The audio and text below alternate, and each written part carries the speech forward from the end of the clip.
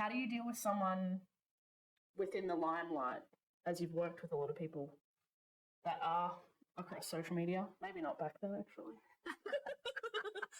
I'm not quite that old. TikTok but yeah, and social media Instagram. has changed.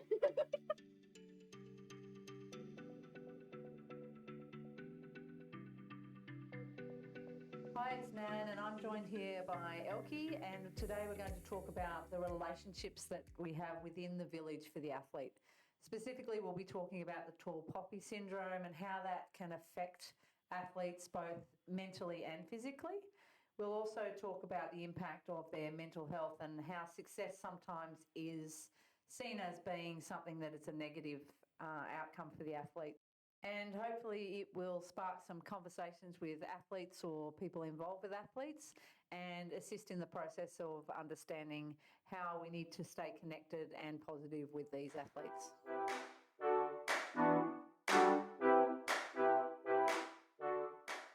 I think one of my big things in Australian sport is we have this tall poppy syndrome, and it's a real thing in Australia. And if you travel to other countries in the world, they really don't understand why we cut people down for being really good at things. And it's really hard to explain that culture.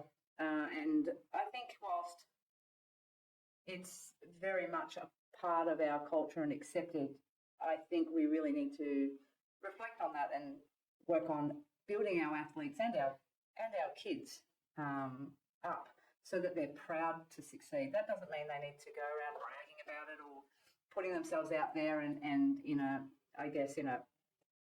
a way that makes people think, oh God, what's this kid doing, sort of thing. I think we need to support our kids in a way that they can be proud of their achievements but also be humble at the same time. And that's something that's really difficult to do for some athletes, trying to find that balance between, well, I know I'm doing really well, but if I say anything about it and if I behave in a certain way, then someone's going to say, oh, yeah, look at them, they're, and there is a fair bit of bullying around being confident in what you do. I think that's really sad. I think that our culture's gone too far with that, and kids should be able to be confident and proud of their achievements, because that's part of the movement forward as an athlete, being proud of what you've achieved, having a look at what you've achieved, setting your next goal, and then moving towards that, and then being proud of achieving that, or learning the resilient side of that and going, okay, well, I didn't achieve that goal. It's not that I'm not proud of what I've done, but I'd really like next time to do better. What are the things that I need to implement around that? It takes hard work to be an athlete. I don't like it when I hear people say, oh, they were just lucky. How do you deal with someone within the limelight, as you've worked with a lot of people that are across social media? Maybe not back then, actually. I'm not quite that old. TikTok but yeah, social media has changed. Certainly has changed the ability for people to see what's happening with athletes. I think a big part of our expectation of our athletes is that they are mentors. And if you can imagine, if you're a successful athlete at 16, 17, 18, you're just coming into your adult years, you're exploring the world, you're exploring who you are, what you want to do in the future. And then if you are put into the limelight at that stage, you don't have the capacity to deal with the fact that you have to seem perfect to the outside world. And that's a really big part of the pressure that these athletes feel as mentors. Why do we straight away say they have to be mentors? Because they're just getting through their day. They might have just been signed by an NRL club or an AFL club or a netball club, and all of a sudden they're now having to do training every day. They've got to go to meetings. They're getting taught to eat this way, drink this, take this. You have to go to this appointment. There's this media release happening this day. And they may have even moved to a different location completely, and we expect that they're going to do this perfectly. No one can do that perfectly. We need to support them in the steps that are involved in being careful about what we do and, focusing on just be a good person and not feel all that pressure of eyes on them all the time. So I think it's a big expectation that we think they're going to be role models from 18 years of age, even up to early 20s, when people are still trying to work out who they are. And you can imagine the pressure that gets put on them. I guess Ash Barty is one of the best role models that's come out of Australia. Role models, see, I've already put a name on her. You have. but, All right. but she knew where she was within sport, and she kind of definitely presented herself in a way that was a role model, and you never saw her acting up that I know. I think with Ash, definitely she went out of the sport because of the pressure. Yeah. So you look at someone like that, we could have lost them to the sport. Yeah. And that's really sad because we know how talented Ash is. She could move from tennis straight into cricket career. So there's an athlete that's got supportive family, a really good network around them, and they're still not comfortable in the space that they were at. Being a tennis player is a very isolated career too. You're travelling the world all the time. You're in and out of motels and planes and at courts, and it's a grueling career. But at the same time, I think it was really smart of her to step away, work on herself as a person, find out where her real passion was. She rediscovered that and went back into tennis and has now had a really successful career. And also her support systems, as you said, her family, she's very lucky to have a very supportive family behind her. How do you support those athletes that may not have any family or any support at all behind them? There's a lot of kids that we train at the moment where they might be travelling a lot for their sport and they actually don't have their parents with them at the time to support them, or they don't have the money for the parents to follow them within the sport. How do you support a kid or developing athlete when they don't have a support system? It's a really good question, and often those kids are a lot more mature than other athletes because they've had to get themselves to the places that they need to go, and they've had to make decisions based on what they want without that support, without having someone to bounce those ideas off. So they're really learning on the fly in terms of, this is a decision I've made, no one's really helped me, and it failed or it worked, and then they develop over time and their maturity increases. I find it really difficult in this day and age because to support an athlete like that is hard in the sense that if the parents aren't involved, it's very hard for other people to get involved from a support side of things. So really the best way to deal with that situation when you have an athlete that needs that support is to create a really supportive environment around them. They need a mentor. They need someone that they can bounce ideas off. They need someone that they can, or more than one person that they can rely on to ring if something goes wrong, or they haven't performed at the way that they want to and they need to debrief with that person. People around them that give them the right advice and they have the right intentions for that advice, and that's often a really difficult situation. One of the things that upsets me as a professional in this environment is there are a lot of people out there that attach themselves to the athlete's success. So the athlete is the person that has sacrificed the most to get to where they're going. Okay, then parents, and then it gets to coaches and practitioners and sports science, S&C, nutrition, all of those other areas. There are a lot of people that just attach themselves to the athlete and say, oh, well, I worked with that athlete and that's why they got to where they did. That's never the case. The athlete gets them there. The support structures facilitate that, but you take the athlete out of that environment and no one goes anywhere. And it's probably one of the things that I really disagree with when I hear people saying those sorts of things, because we're just one cog in the wheel of support for these athletes in the village. That's exactly right. As you said before, if they wanted to be successful, they would, and if they don't want to, then there's no health professional behind the athlete. No, that's exactly right. When it comes to my thoughts around building the village, it's a big passion of mine to now use the experience and the conversations that I've had with athletes, parents, coaches, teachers over the last few decades working with athletes. And I really want to focus on how do we best support athletes going forward, physically and emotionally. Mental health is a big component of an athlete's success as well. So often we focus on the physical side of things, the going to training, playing the game, going to the gym, and focus on nutrition. Very rarely do we look at how is the athlete coping? What are some of the things we can do with them to help them feel like they are achieving? How can we teach them to be resilient? And that takes a village of people. And it's my passion now, after this long in my career, is to start to, I guess, make people more aware of all of the other things that are needed for an athlete.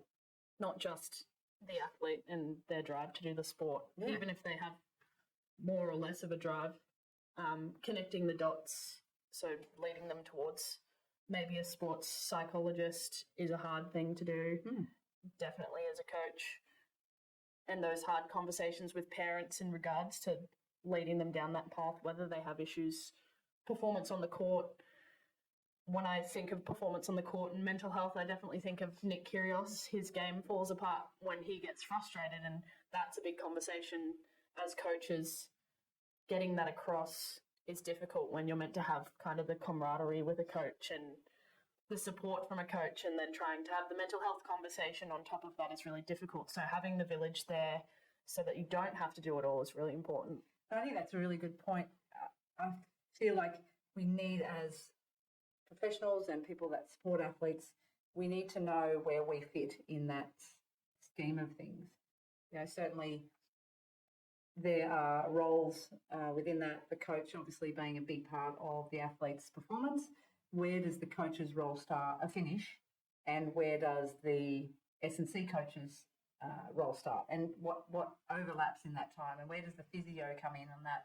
You know, are they treating an injury, so they need to then be talking to the coach and the S&C staff, and then okay, so we're looking at nutrition now. So, and is there a sports doctor involved, and are they suffering a bit of anxiety? Are they not performing because of a mental health condition, or are they just suffering some anxiety and it needs to be worked through? Who is the person who is best suited to have those conversations? And quite often the poor coaches feel like they have to cover all of those areas for their athletes, and it's not a fair relationship on the coach, and often the coach has a very close relationship with the parents. So if there is a problem that athlete is having with their parents and they're talking to their coach about it, is the coach the person that could deal with that the best? Do they have the skills to be able to talk to the parents on behalf of the athlete? Does the athlete want the parents to know what's going on, and where does that put the coach? So there's a lot of different things, and we'll talk about them as we go through in the podcasts. The conversations that I've had over the years, and other people that will get onto the podcast, where they'll give some of their information over in terms of how they would handle particular situations, but it can get tricky at times for sure, and negotiating that space is really important. How do you come home after a day of work with maybe athletes that do contact you if they don't have support? How do you kind of decompress and separate yourself from your work? Do you find it's hard, or you've worked on that over time? Because as a person coming into the industry, only working around 4 years now, I do find it hard sitting back at home and not thinking about the athletes that I coach or train, or my clients every day, thinking how they are going mental health wise, even though you've given them all the tools. Yeah. That's a really good question, and it is something that you learn to, I guess, process and let it sit as you get more experience. There are some things, unfortunately, and situations that you find yourself involved in with athletes that can be extremely stressful, and they can certainly play on your mind. And at the end of the day, we have to realise that we can only provide information. We can't change situations for our athletes. We can't tell them to do certain things. They need to be able to be given the information and process that and make their own decisions. I think the biggest part of our role is starting to give those tools at an early age, so that then when some of those hard things come up, and they could be as simple as leaving home, or they've been kicked out of home, or they're being shipped off to another country to play their sport on their own. Those things, if we can start putting these things in place for them so that they've had the conversation about what's important about if the circumstances change. So if there's a situation where you have to move out of home, are you able to cook? Are you able to put your own laundry on? Are you able to use your own money? You know, there's certain very simple things. Are you able to get to training? How are you going to do that? So some kids don't necessarily have even those basic skills at times. So starting that when they're really young is a really good thing for them long term in their life. So if they're not an athlete, at least they're still learning some of those life skills. And one of the big parts of, I think, and this is just my opinion with regard to social media and the way that we communicate now, is that we seem to be more connected on a day-to-day basis immediately, but we're disconnected socially. So we don't see people as much as we used to. We don't connect in a way that is face-to-face.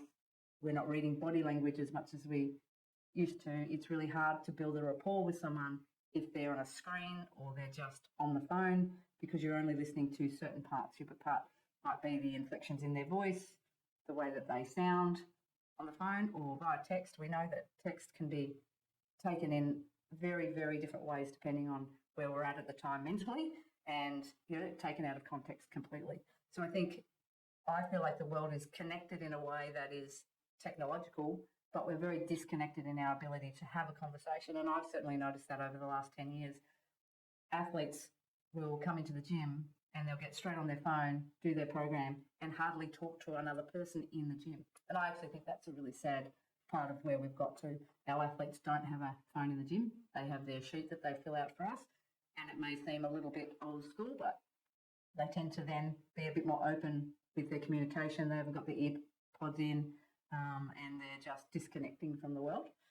On the other side of that, I understand there are times where athletes need that time out and they need to disconnect and not be distracted.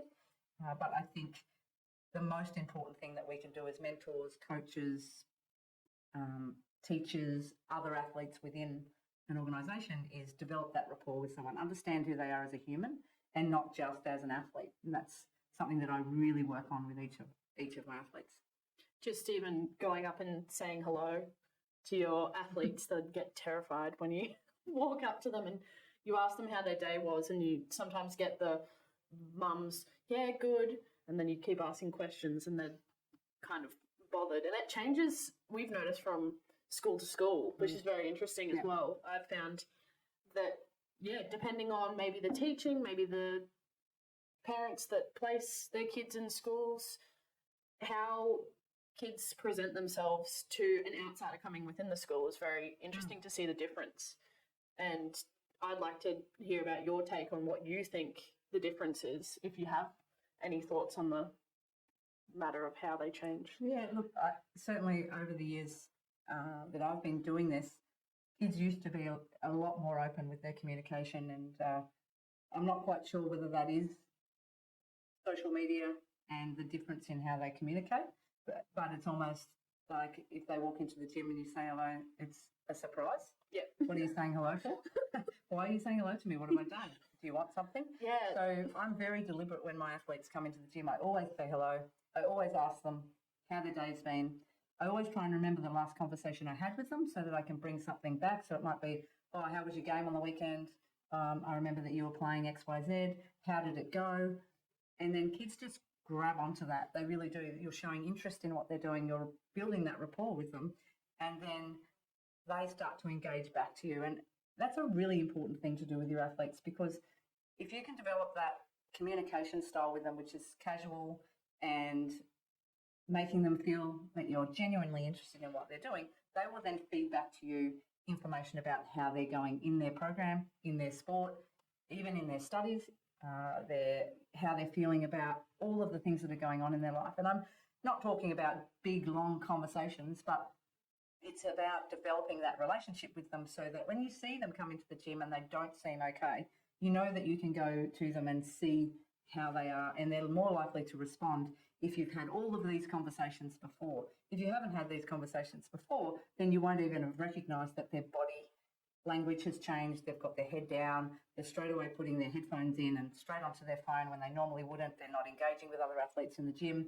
So as a coach and a mentor and a teacher, we need to be really aware of the body language and the way someone is behaving so that we can best understand who they are. It's not something that everyone does, though, and that's frustrating to me, because if we are working with athletes and our whole job is to develop a youth athlete to wherever they're going, why don't we have a complete interest in how they are?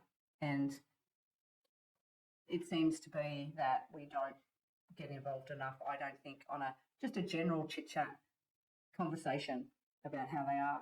And it might be the only decent conversation that kid has in a day where someone has actually cared about what they're doing. I mean, they may live at home with a brother or a sister and no parents. They may have left home without breakfast that morning. If you know that athlete and you can have those conversations with them, you can then find out those things and potentially help them. Providing support in a way they don't realise they need or have never been given, I think, is a big thing. Like you said before, the fact of actually remembering things about your athletes. I all the time talk about when I worked in a cafe and remembering orders and what people did last week. I think that's also really missed.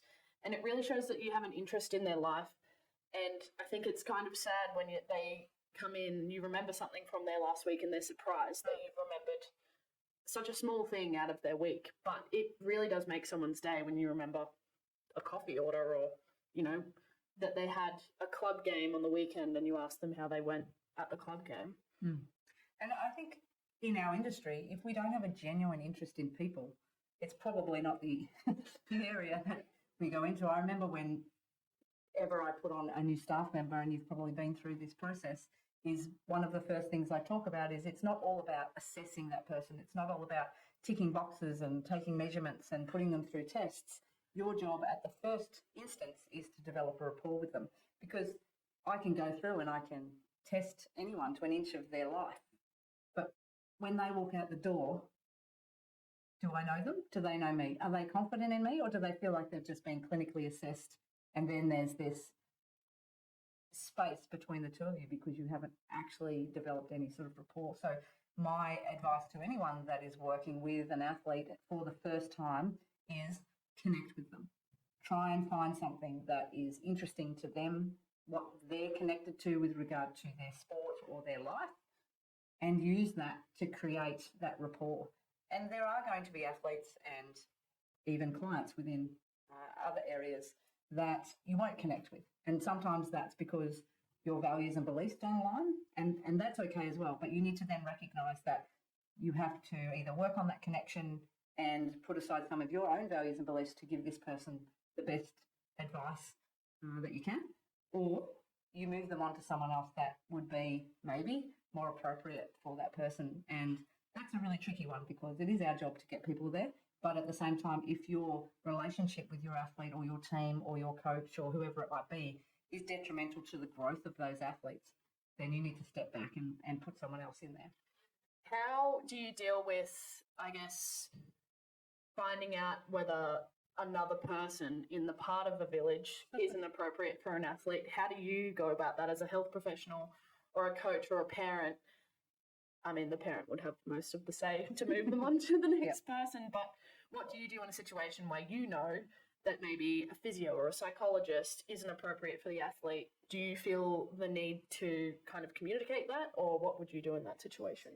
I think our biggest role, and this is something that I certainly see myself doing more and more of, is providing particularly parents and athletes and information about what is the best way to go about things. We know that now that we have so much access to any information online, Dr. Google is all over the place. We've got YouTube videos of exercises that, will make you the fastest person on the planet. So bringing in social media and bringing in all of those resources, not only is the athlete taking all of that in, the parents are taking all that in, then they're getting information from people that might be contradicting to the things that they're saying. And then, if it's contradicting, who do we believe? Do we believe Google, or do we believe the health professional sitting in front of us? And I've certainly had conversations with parents and athletes over the years where they've said, yeah, but on Google, it says this. Our And favourite. that's right. So my 6 years of study, Yes. irrelevant. That's right. But having said that, you still need to negotiate that situation. There's no point in coming in, and I would never ever say, well, I don't think your physio knows what they're talking about, or I don't think your strength and conditioning coach knows what they're talking about. I think this, because who are we to say that we know what the answer to the problem is, or that we know how they should be treated? The conversation needs to be a little bit more broad than that. And maybe as someone who the parents are coming to, you then talk to that health professional, because sometimes it can be a complete disconnect where the parent wants the child to compete and the physio is saying, no, it's not time, but they're not getting any pain. Yes, I know, but if they compete, then they'll go backwards. So sometimes it's not actually a problem with that professional. It's a disagreement between what should happen next. And without that conversation, without going through that process, you don't actually find out the key message to what's actually happening. So very rarely do you find that the situation is inappropriate in terms of treatment or provision of services. It's more to do with relationships. So then that's a completely different conversation. Can you talk to this person? Do you trust this person?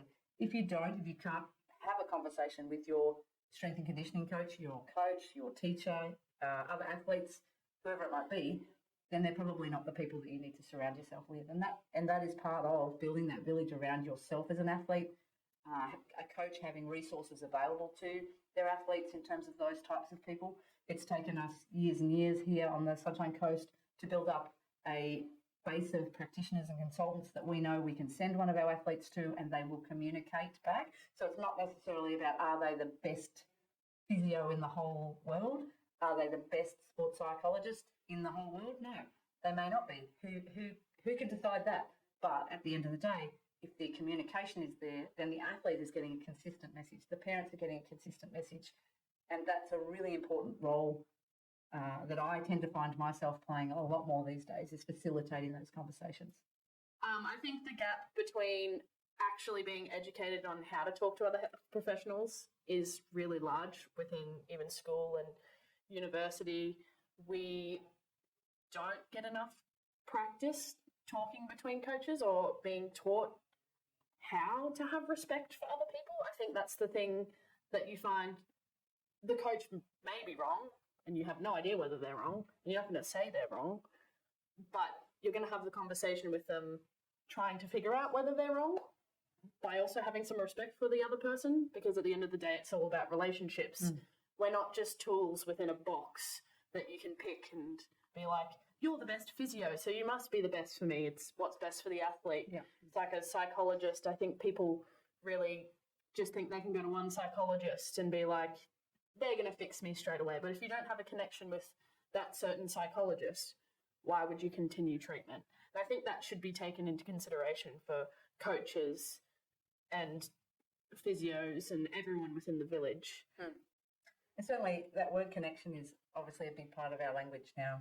And connecting with people is sometimes very difficult, because if it's a one-way conversation, you're not connecting with them. So how do you then, in a really difficult situation, try and really work on that connection with someone else? So, we will meet other practitioners, we'll meet other people in our lives, we'll meet athletes that we connect with because it might be a personality trait, it might be just that they're easy to get along with, or they have the same values and beliefs as you. They're really easy relationships to continue and have.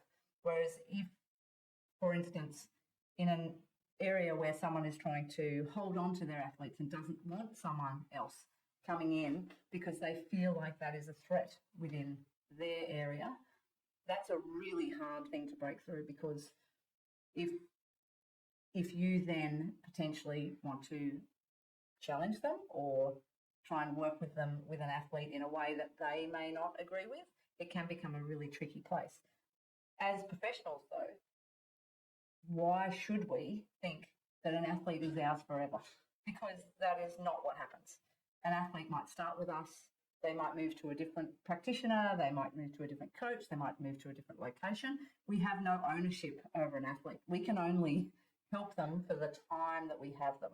And that's what I was talking about before. We can't attach ourselves to our athletes, because we're a small part in a big cog that supports them. So connecting with people is a real skill, and it is something that develops over time. And also recognizing when you probably won't connect with someone. And You've definitely been a huge mentor for me, and within our practice as EPs, I find it really cool when we get a client that we know we don't connect to.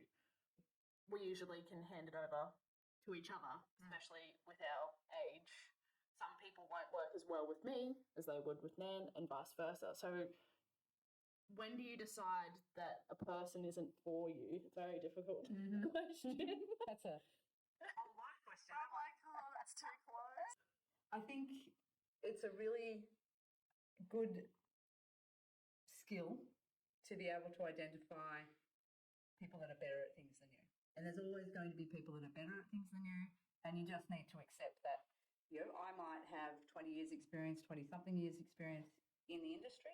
My experience is very different to other people that have the same qualifications, even similar experiences, because my interest is in a particular thing. So my interest has always been the human. And that means that I haven't been as technically correct. I haven't been as academic as other people. I haven't worked in areas where I have tried to progress through an organisation. I've very much run my own race in terms of this is what I want to do, this is how I want to present it. So I've worked for myself a lot of that time because it is the human I want to focus on. My experience in some other organisations is there's a lot of attachment to money, there's a lot of attachment to progressing and you're going through career progressions, going through achievement progression, bringing in the latest new research all the time, trying to keep up with all of that. Whilst that's really important and I'm not taking anything away from that, it's certainly not a strength of mine over time. Mine has definitely been, how do I get the best out of this human? How can I get to know them? How can I make them feel like they're worthy and they've got all the skills that they can to be the athlete that they need to be? So, that is my absolute passion.